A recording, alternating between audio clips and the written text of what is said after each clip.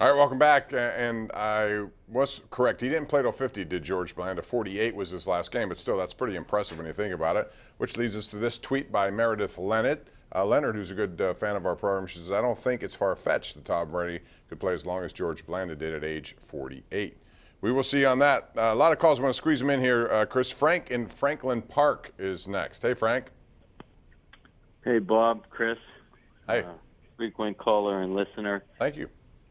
I wanted to talk about Andy Reid's son. I mean, you know, you're Bob, I know you're a parent. Chris, I'm not sure. I think Yes. you are also. How much more would that play on your psyche with the biggest game, you know, of the year, the season, and your child as your priority? I'm sorry, that had a just. I agree.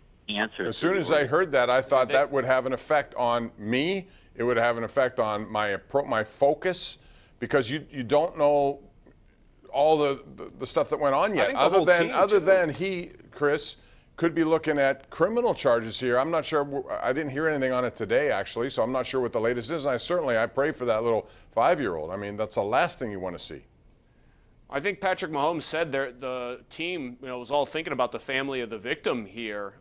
Britt Reid, I mean, by everything I've read, it looks like possible big trouble for him in a lot of different ways, and possibly for the organization. Dan Wetzel at Yahoo wrote a great column about it, but I absolutely think it affected the game, and it affected Andy Reid. How could it not? You're not a human being if you just block that out on game day and say, well, that didn't happen.